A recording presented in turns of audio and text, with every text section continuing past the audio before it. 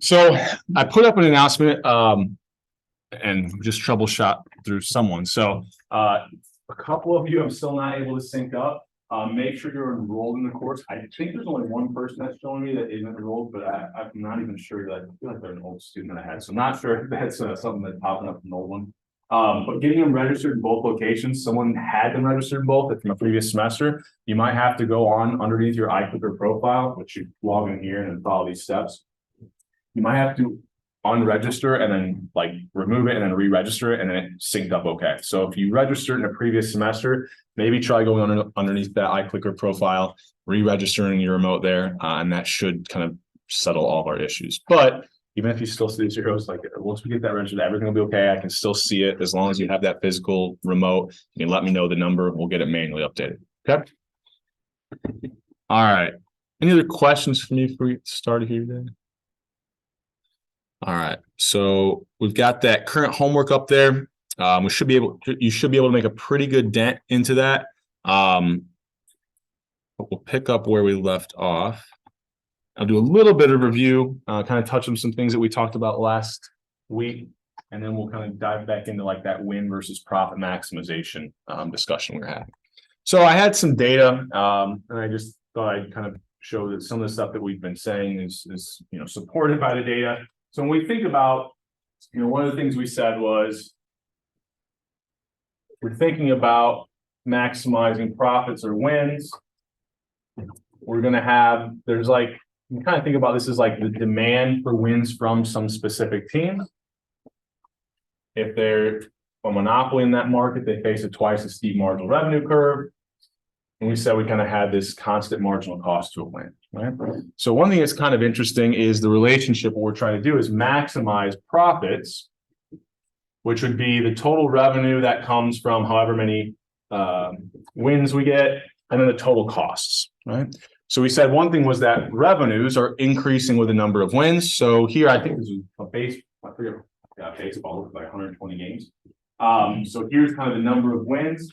And then this is like, I don't remember, this represents like 50 million or 500 million or something, right? But here's kind of what their revenues were. If we put a scatter plot of all the data, every single team, and I believe I used 2021, and then their wins and how much revenue they were generating, we try to draw a line of best fit. It looks like there's a positive relationship, right? Now, obviously, we haven't controlled for like any other factors here. So like market size, like large versus small market.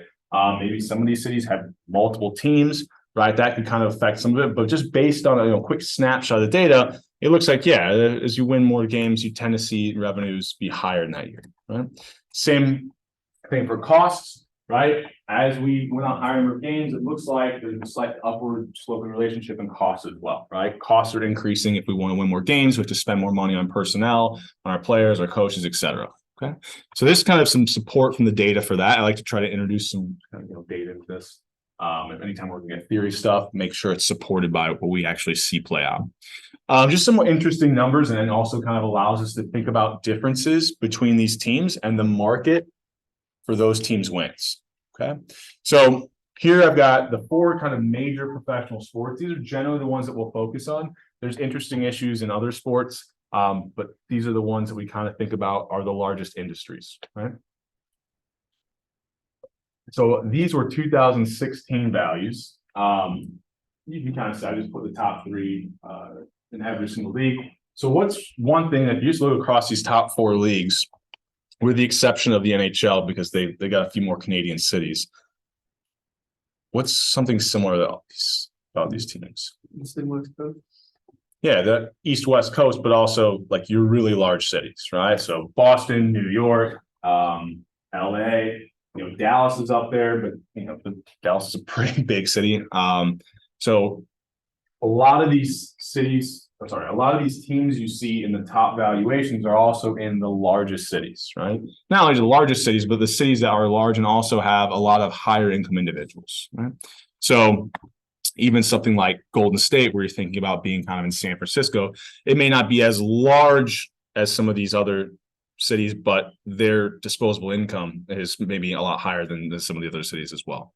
And then we already talked about last class, so it might not just be population or income that influences demand curve, it could be things that are a little bit more sport specific. So for instance, in the NHL, right, we see that Montreal is the third highest. That's, would seem surprising if we're looking at these other leagues, because a lot more of those leagues are driven by population, income, and things like that. Here we've got just general interest in the sport varies a lot between these two countries, right? Because it's more of a cross-country sport. So there are, and I kind of bring this up to just point out, it's not always population, income. There's all these other factors that we could build in to that demand curve as well, right? There's probably 100 plus things that matter, okay? And then we kind of go through time. I just got a bunch of them laying around. But if we progress through time, I went through that kind of quick, but you can kind of see where they start out in 2016. Our top leagues were 4, and then the 3s go to today. Even the NHL has moved up to the top team being at least 2 billion. So these amounts have just increased over 5 years. They've increased significantly, right? These are all growing industries, okay? And, once again, you kind of see your usual suspects here from those larger markets, okay? I put up the 2021 if anyone's interested. These are all screwed up because of COVID, so they don't really mean much. But that's why I didn't show them to you. But there are sources out there, and if you click on those, that's how I kind of found some of those other ones as well.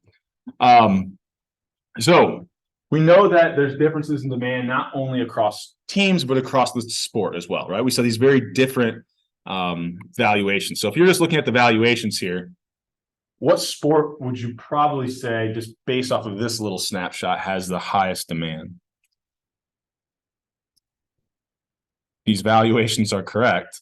The NFL, right? Now, we would probably need a little bit more information because the NBA has actually caught up quite a bit. I mean, these are starting to, you notice here the top 2 in the NBA are actually higher. We would probably want to look across every single team, right? And do like the total valuation of every NFL versus every NBA team. But we can kind of see they're quite a bit above these other 2 leagues, right? So when you think about, there's going to be demand differences from the sport, but there's also going to be demand differences across the different teams as well. So the NFL has the highest average revenue and operating income. So there I'm looking at the average across every team. So that might be an indicator that they have highest demand, right? And they also had the unique, which I was kind of blown away by this when I looked at the data, but no teams lost money, right? So if you look at their operating expenses, actually, I think I've got this data right here, so we can take a quick peek at it.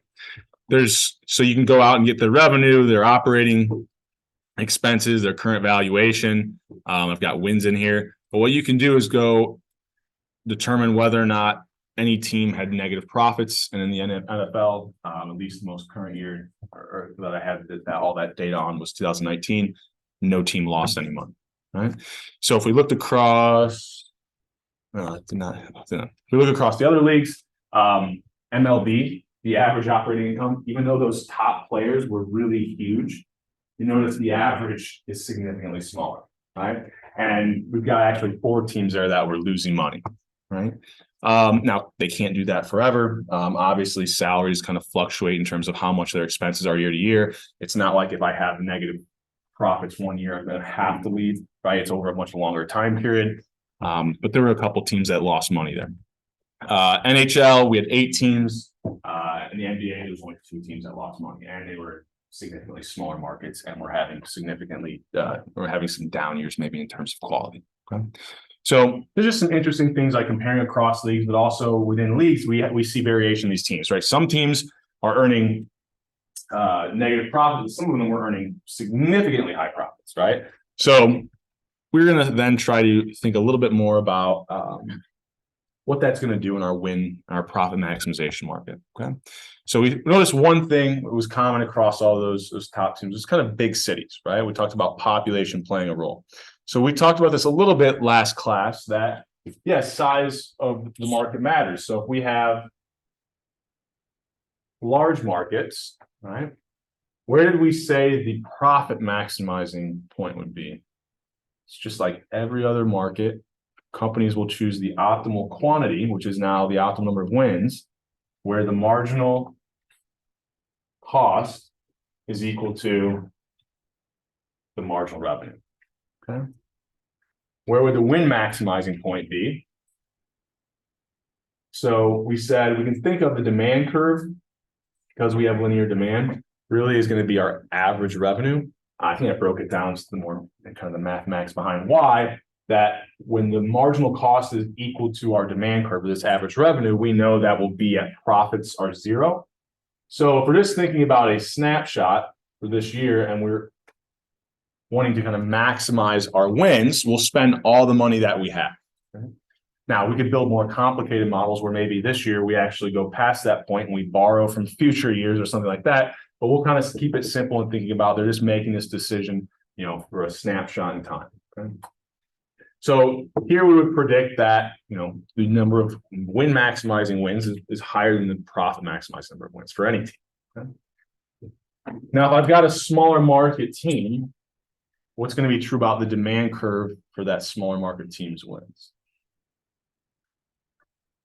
It's likely going to be lower, right? They've got fewer individuals. We know that the number of consumers drives up the demand curve. Smaller markets where there's just less available money. We know that, income levels and the amount of money to be spent on a team in an area is going to increase our demand curve. So we would expect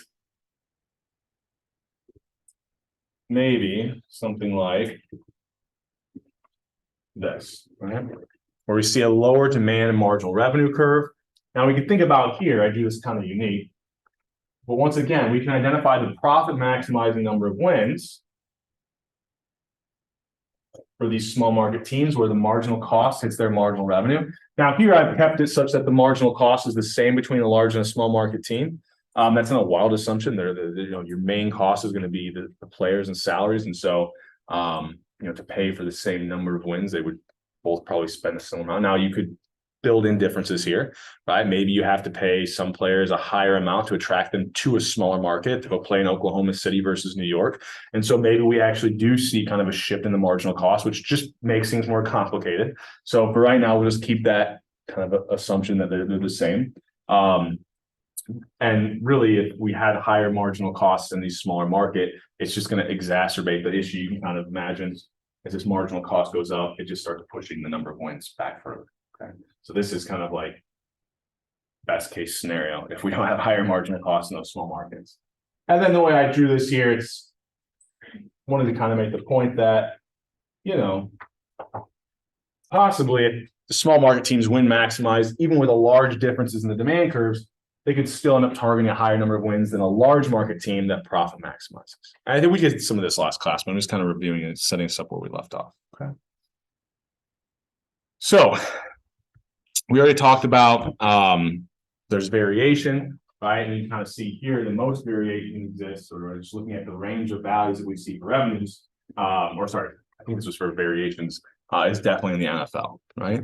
But it also, we have a very different set of cities for NFL teams than we do for NHL teams, right? So we could do all kinds of different comparisons. I'm just getting at here that, there are a lot of differences in these sports between the large and small market teams. So I think I had this left open for drawing this. But there's a couple things I wanted to point out before we kind of keep moving. So as a reminder, we said the win maximizing point was actually going out to where profits were zero. I just wanted to kind of connect this to like non-sports markets or sports markets where maybe we're not looking at wins, but maybe we're looking at the number of concerts that we put on in our stadium, right? So it would work very similarly, right? But instead of like thinking about it as win maximizing, if I'm going to the point where profits are equal to zero, maybe what's the name of a type of companies or group of companies that this would represent? So probably not Amazon, but if I'm thinking about something like the Red Cross and these non-for-profit companies, that's essentially what we think about they're doing, right? They're not profit maximizing, right? The Red Cross, if we think about their output, I don't know, all the good things they do, I don't know, generating the most blood, whatever. They're not profit maximizing in doing that. They're just trying to keep the operation and they're trying to maximize how many pints of blood or whatever they get, right? So they're going to push out to the point where they're making zero profits or not for profit, right? They're covering their costs, right? They're paying the workers, things like that. But the business itself isn't generating profit. That's the same idea as if a team was win maximizing. They're essentially becoming a not-for-profit. Okay. Any questions on that idea? Okay, that one. So, I think this should be okay with this. Let's look at, everybody got this, can I erase this? So just for the sake of having an example, because I don't think I've got one in the slides here, and even though I mentioned it, just kind of thinking about what it would look like if we did see a difference in the marginal cost. So let's say we'll do the other extreme, which is maybe we've got two cities with the exact same demand curve, right? Or maybe this is two teams in different sports, but they're both in New York and they have the exact same demand curve, right? We then got one of these, and for whatever reason, the city is more attractive, right? Even though they have the same demand curve in terms of their consumers, for players, right? New York might be more attractive than, actually, I'll come up with a better one. Cities of more similar size.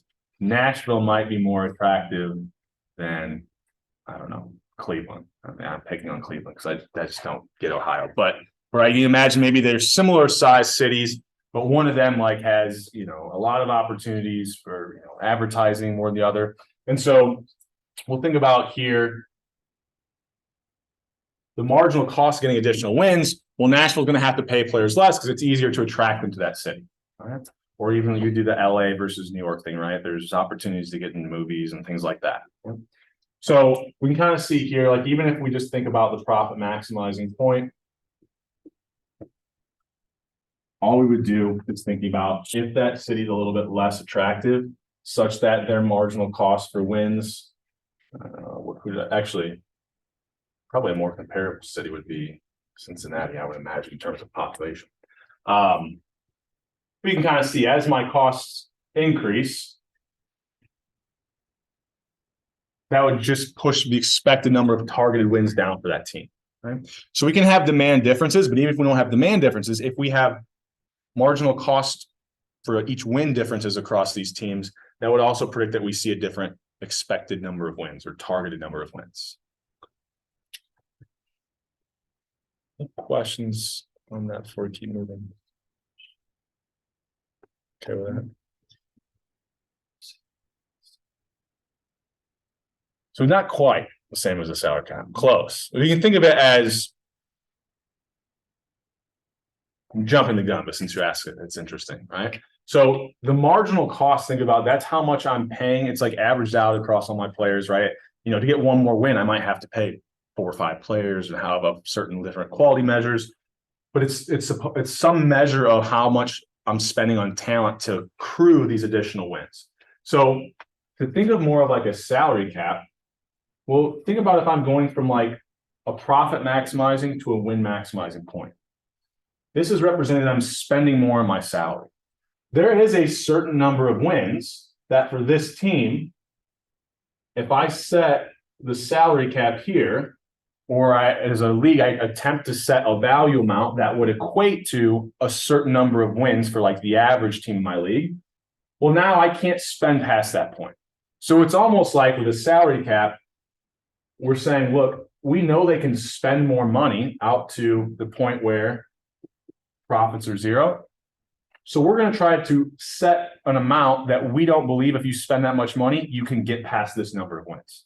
Right. And so we'll touch on that. I don't know if maybe Friday, but definitely next week, start to introduce salary caps into this and think about how that's going to, because right now, if we have win and profit maximizing teams, we'd have a wide range of kind of what we call competitive balance, right? The best team in the league is much better than the worst team. Using these salary caps, we can maybe push those to be a little bit closer. But yeah, sorry to eavesdrop, but that's a good question, a good thing to bring up. Okay. So we'll talk a little bit about different revenue sources.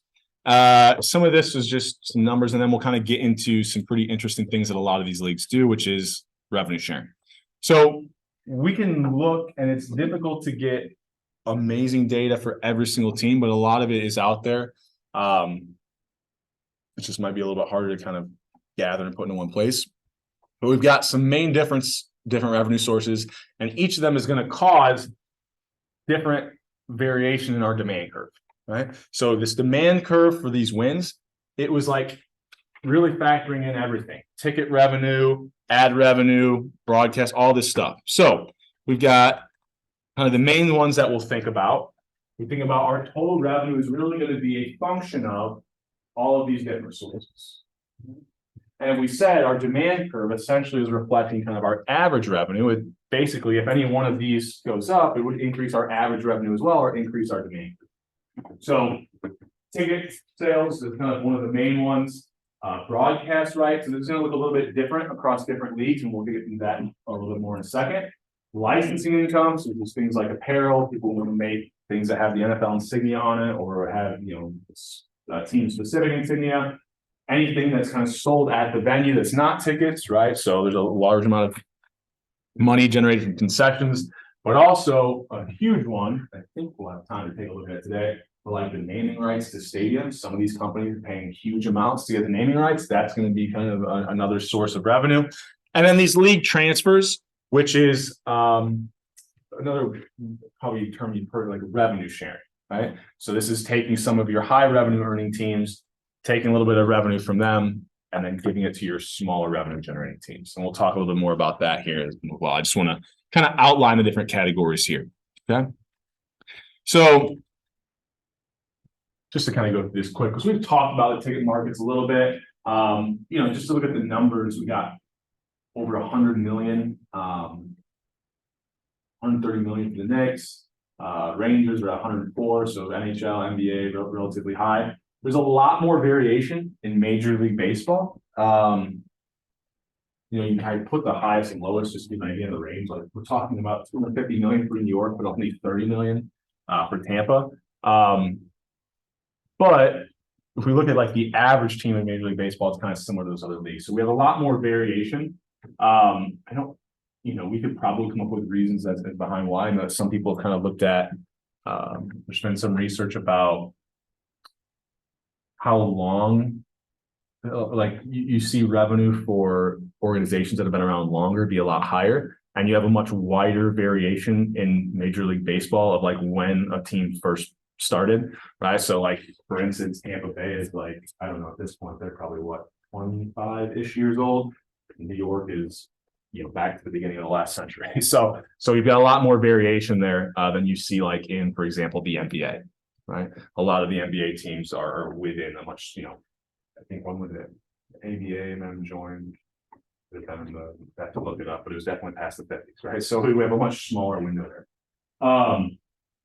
We also see like some really small market teams in Major League Baseball that we don't see in some of our other leagues. So that could also be generating a little bit of that higher variation.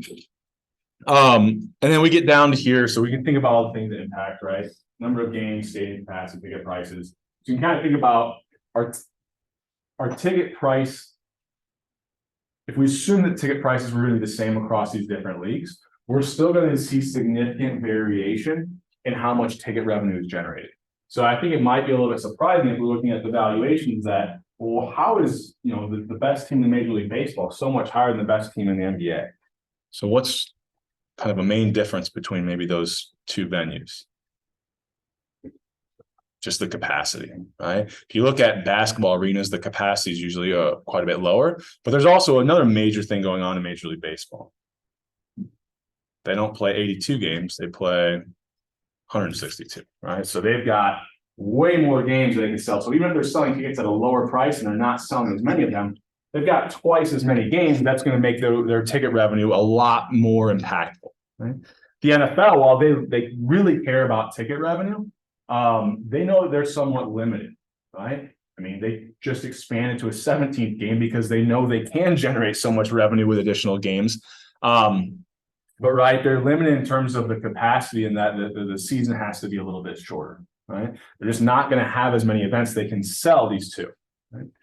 Which, you know, if we're thinking about one thing that you've been talked about in other classes. So if we thought about just the demand curve for a second for the NFL, for an NFL game, and then maybe other leagues, why might the demand, when we're talking about like the ticket market, so we'd have to draw some capacity line in here. So this is just to be clear, we're thinking about like ticket markets here. If I've got a smaller number of games, right, why would the demand for any one game then be higher than the NFL? Because chances to go. Yeah, we have the law of diminishing returns as well. Also, lower supply, scarcity, right? That lower supply is going to make people much more likely to pay a higher price to go attend that game, right?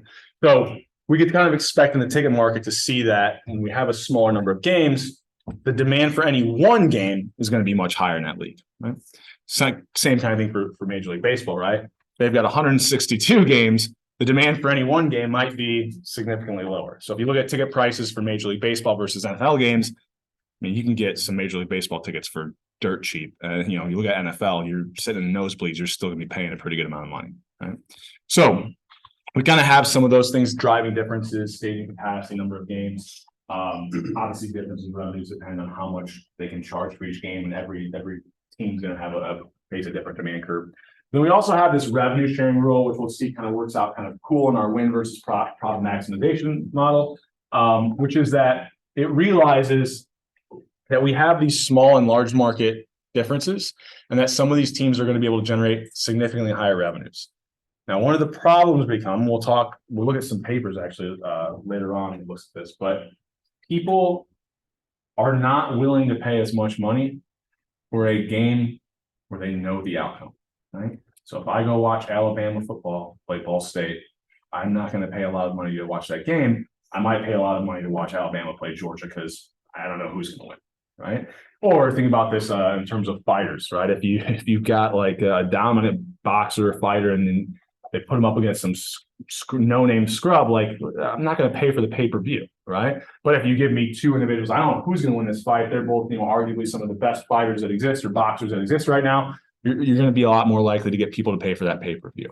So the leagues don't want there to be these huge differences in targeted wins from small and large market teams, because that just makes more games that are going to be lopsided and people won't pay as much money for. So they want to try to improve the competitive balance. So they'll take some of the money from wealthier teams, give it to I shouldn't say wealthier, large market teams, give it to the small market teams. And the rule that the NFL uses is whatever your gate revenue. So I think this G was, this should be GT. Sorry, this is gate revenue. They'll take 40% of it. So the teams keep 60%, then 40% of it goes back into this huge pot. And the NFL then takes this huge pot of money, shared revenue, and gives it back out equally to every single team. So like you'll get back a portion of what you pay. Like you paid 40%, but you're getting back the 32 of however much is revenue is generated from every team in the league's ticket revenue. But this will kind of hurt your larger market teams because they're going to put in more than they're getting back. Right? You can imagine like a simple model with two teams. One team makes 100 million, one team makes 20. They both have to give 40. Well, let me explain it. Let's do 100 and 200 million to make it easier in my brain. They both have to pay 40%. So 40 million and 80 million. There's 120 million in the pot. Divide it equally among two teams. You give 60 back to both. Well, one of them, right, paid. One of them paid 40 million. They're getting back 60. They net benefit there. The other paid 80, they're only getting back 60. They had kind of a net loss, right? So it's going to hurt your teams that are generating more revenue, but hopefully helps the league in kind of making these demand curves going to be a little bit closer together. I forget all the rules across leagues. Some MLB, you only keep 69%, so a little bit more than the NFL. But same kind of idea. The other 31 goes into this pot and then is spread equally among the teams. The NHL's is like complicated, and we'll look at a lot of things where the NHL is just they're not very straightforward. You can Google and look at what their revenue sharing is, but it's the same idea where you're paying in a portion and then it's split back out evenly. It's just like they refine theirs to be very specific. Like there's a different percentage for your concessions that you pay in and for your actual tickets, and then there's a little bit more for some licensing stuff. So it's a little bit more complicated, but it's the same general idea. Okay. So what's one of these things that could be causing an even bigger gap. So why might we want this revenue sharing is because there's going to be some really large gaps caused, especially in some of these leagues, specifically in broadcast revenue. So the NFL kind of eliminates this completely, right? Because no team can make television deals on their own. Every single NFL game, there has been a contract or a deal done through the NFL, right? So no individual team makes their own deals. So the amount of broadcast revenue every team in the NFL gets will be exactly the same, right? The NFL makes all of the deals, so they get all these contracts and then split up that revenue equally to all the teams, right? So what's one thing that they've tried to do to kind of maximize this? That's kind of an interesting point, but they basically, if all I can do is sell the TV rights to my games, well, I don't want to go back to the old model like they used to, where they were just selling like really large packages to like one or two networks, right? So what have they started to do? They started to try to create demand for different types of games. Monday Night Football. They're now like, if you just notice the ads, like the way they try to sell Sunday Night Football, so different than every other game. And sometimes, there may not be any higher quality individuals in it. Just the way that they're packaging these, and they're trying to tell these networks like, hey, this is what you're buying. And they just create more products. They then did Thursday night games, right? Sell those off as a different package, right? So instead of kind of selling one huge block of your games to everyone, they've been pretty smart about it and kind of try to create different products, right? So that they know that, maybe someone's willing to pay more for the Monday night games than for the Thursday night games, right? Some of the numbers, because they're just wild. But the Thursday night, I looked up the most recent one. So I think the Amazon bought the Thursday night games. That package was like $3 billion. And then if you divide it by the number of games they purchased, it's like 55 million per game, which I have to believe Bezos is doing that because he thinks he can make more money than that, which tells you like all the ad money that's coming into Amazon during these games must be astronomical, right? But then also, why might, just as a kind of a point for the more broadly economic point, why might Amazon be willing to pay more for those Thursday night games than, say, CBS? They're spread over a larger market, so they have like that initial cost, that capital to be able to deal with it. They're not just a networking. Yeah, so CBS, if they don't make 55 million in broadcast revenue from that one game, where else are they making money? Amazon, they might only bring in, let's say they only brought in $25 million from ad revenue for their games. How could they maybe make another 50 million? Well, to watch those games, what do people have to do?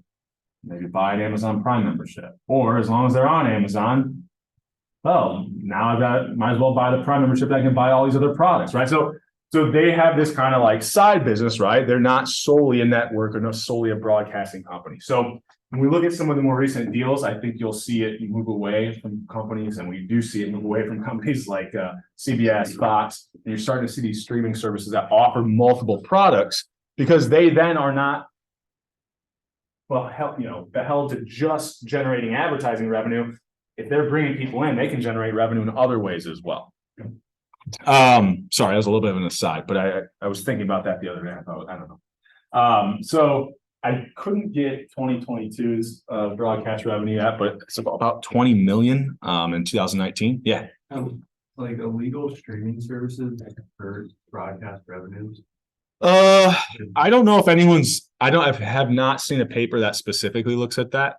Probably because it's like it'd be difficult to obtain the data of exactly like the number of users. A lot of these sites like go in and out, change names. So I'm sure it's just a very hard thing to track. But what you would really need is that there to be variation. So like if we started to see like some states really lock down on it, we could then look at like how the teams in those states, like we could look at the TV views for teams, but we would need some type of variation because otherwise like it's really hard to pick up like what's the actual impact of this streaming because we don't know how much exists. But if we had a policy that we know would like limit the amount of streaming that occurs, then we might be able to see kind of what that impact would be. I'm sure it's impacted a lot. I know they don't, a lot of it's proprietary data, so they don't put it all out there. But like, I even know the UFC has put things out there before when they've had some huge illegal streams about how much they believe their pay-per-view took it. Now, they're probably always going to overinflate that number to the media, but they definitely are taking a hit. Good question. Any other questions for keep moving here? Okay. So another thing that's kind of interesting. So the NFL makes these huge national broadcasts. One thing that's kind of cool they've done is they do give equal amount back to the teams or the owners, but a little bit less than half of it, they actually make sure are going towards player salaries, right? So they're guaranteeing that about half of this broadcast revenue is going to end up being paid out to players, right? This is the power of the union. We'll talk more about unions kind of later on this semester.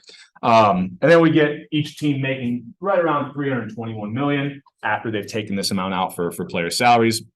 But here we get this nice thing in the NFL where city size plays no role. Everyone's getting the exact same type of broadcast revenue, so hopefully causing there to be fewer demand differences between large and small market teams. Not every league's as smart as the NFL.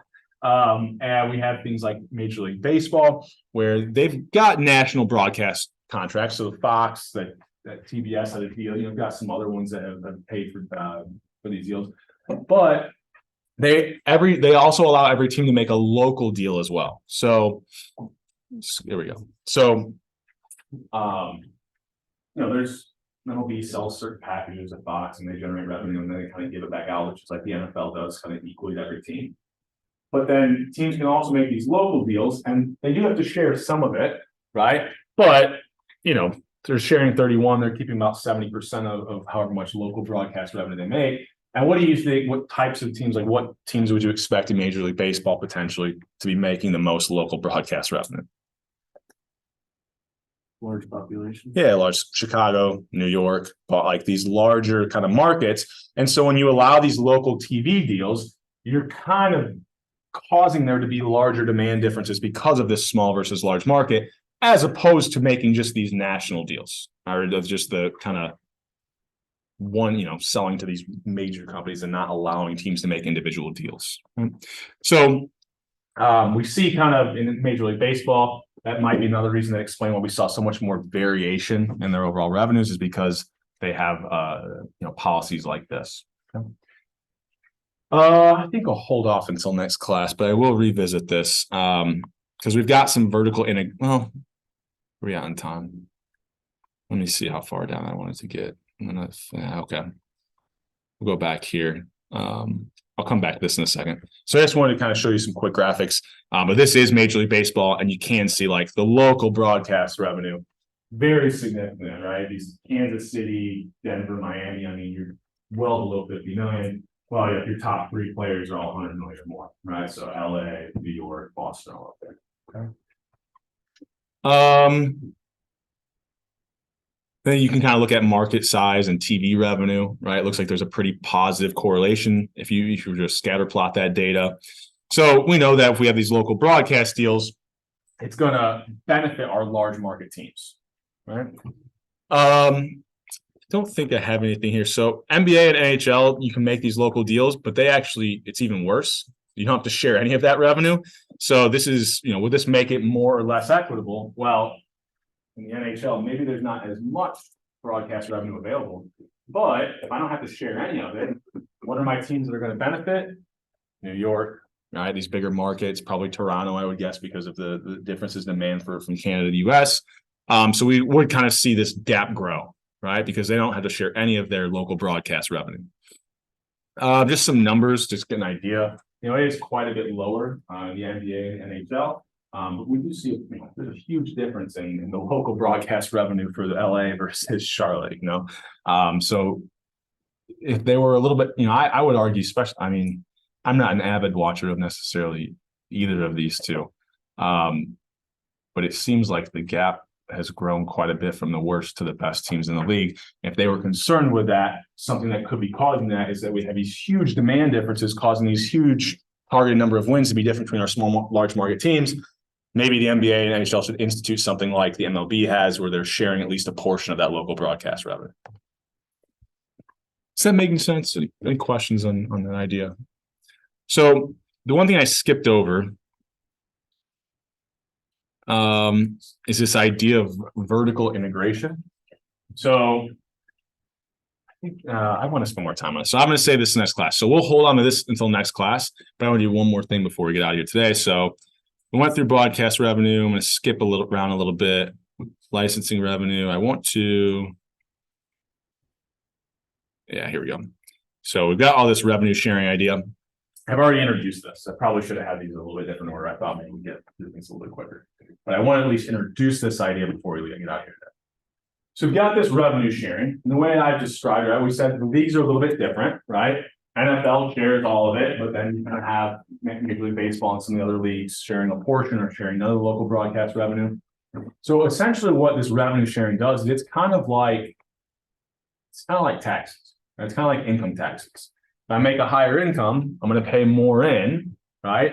And I may not get anything back, right? Whereas if I don't make very much income, I might pay nothing in, but then get a whole bunch of welfare back from the state or the country, however you want to think about that. Right? So we kind of got it really like an income tax, but it can cause this welfare state, right? It can cause these teams at the bottom who aren't paying very much in, but getting a lot back to just rely on that amount that they're getting from the league. Okay. So if every team does this, we get something called the tragedy of commons, where everyone is just relying on somebody else to generate this revenue, right? And then it all falls apart because now no one's incentivized to make this additional broadcast or local broadcast revenue. And then nobody gets hardly any. Now it doesn't play out that way in practice, but that would be like the extreme version, right? So what is this going to look like? So we think about our win market here. And I'm just for today going to think about what if one team, we won't look at differences in small and large market. We're just going to think about, well, what if one team is in a league where they have to adopt this revenue sharing program. Okay. So the very first thing that would happen, right? And we can look at, you think about the MLB where they were giving like, what was it, 30% of the revenue, whatever it was.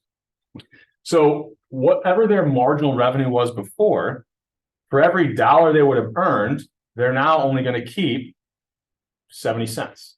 Right? So by paying in, essentially what we'll see, and let's identify where we started out. So here's our marginal cost. Let's just do win maximization and profit maximization for this team first. So we'll call this profit one, win maximizing, right? So whether or not they're win or profit maximizing, we can identify that. What's going to happen is after you pay into this revenue sharing program,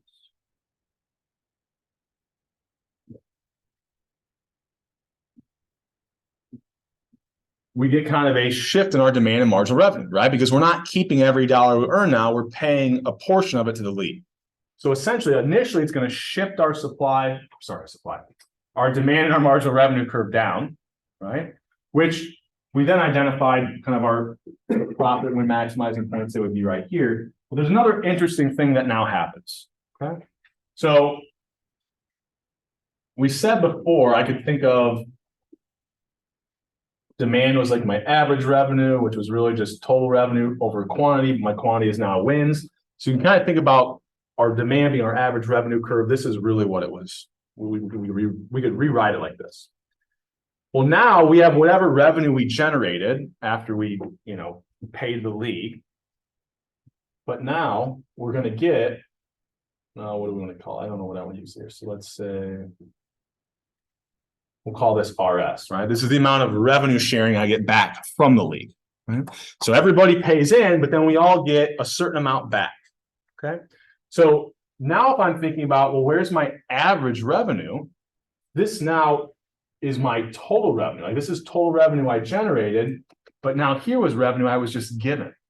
So now if we want our average revenue, it's going to be whatever it was before plus this additional amount, right?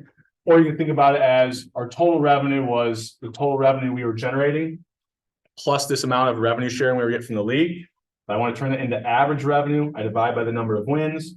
We'll notice there's that average revenue, but now I've got this additional component which is whatever I was given by the league, and then kind of the average of that decreases as I win a higher number of games, right? The league gives me back 100 million.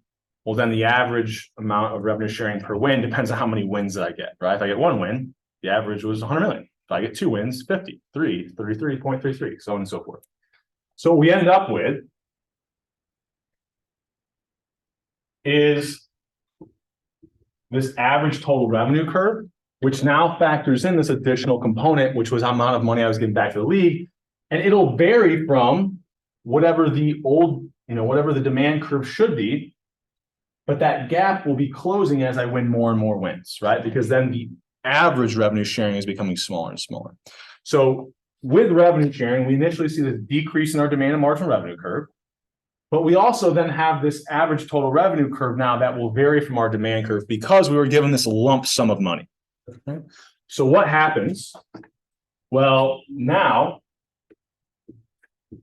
our profit maximizing number of wins falls significantly, right? Because you can think about it, the cost for every win is the same, but now every single win, the marginal revenue, I'm only getting a portion of it, right? So that optimal point is going to be much lower.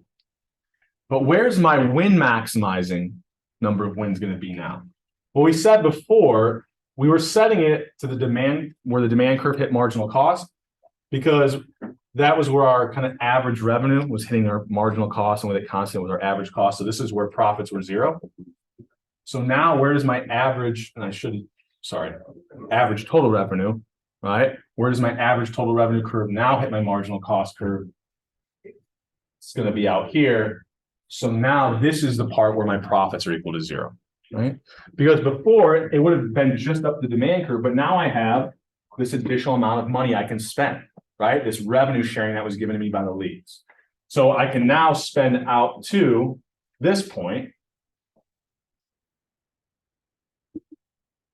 So even though the win maximizing number of wins has decreased, by having this revenue sharing, it doesn't decrease it as much, right?